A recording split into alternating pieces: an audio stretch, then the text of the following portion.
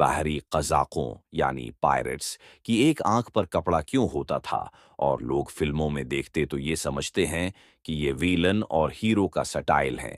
लेकिन ऐसा बिल्कुल नहीं है। तो चलिए उसके बारे में जानते हैं कि ऐसा क्यों करते हैं।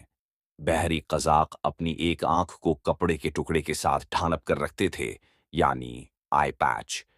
इसकी वजह यह है कि जब आप एक आंख को ज्यादा देर तक अंधेरे में रखते हैं, तो वो अंधेरे में देखने के लिए एडजस्ट हो चुकी होती है। इसलिए जब कज़ाक जहाज के निचले अंधेरे हिस्से में जाते हैं, तो आई पैच उतार कर रोशनी वाली आंख पर लगा देते हैं। उससे वो एडजस्ट शुदा आंख से अंधेरे में आसानी से देख सकते हैं।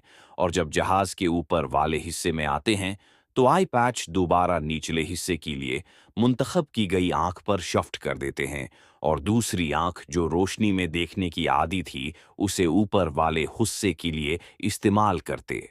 उसी तरह मजीद वीडियोस को देखने के लिए हमारे यूट्यूब चैनल हंगो एकेडमी को सब्सक्राइब करें। शुक्रिया।